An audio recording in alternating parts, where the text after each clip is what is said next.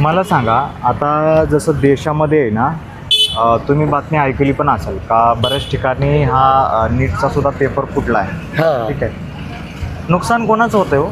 नुकसान जनतेचं, गरीब गोरगरीब मुलांचं होतं, दुसरं कोणाचं हा. होतं. जे मुलं हुशार आहेत ती आहेत तर त्यांचं काय पैसे देऊ शकत नाहीत. नेट पेपर जरी फोडायचा असला त्यांना पैसा लागतो का नाही? बरोबर आहे ना. आणि ज्यांच्याकडे पैसा आहे ते फोडून घेतात पेपर. खरं आहे ना. मग आता हे गोरगरीब मुलं हुशार आहेत, खूप हुशार आहेत, पण त्यांची परिस्थिती नाही तशी. परिस्थिती नाही. परिस्थिती नसल्यामुळं कसं आहे, ते आता जसं येतं तसं करतात ते. आता कसं आहे, आता वरच्याच्या ह्याच्यावर भरोशावर आहे, लागलं तर लागलं, नाही लागलं. गोरगरिबाचे मुलं कुठपर्यंत झुंजून देणार तुम्ही? पैसा लागतो, महागाई झाली, भरपूर महागाई झाली ना.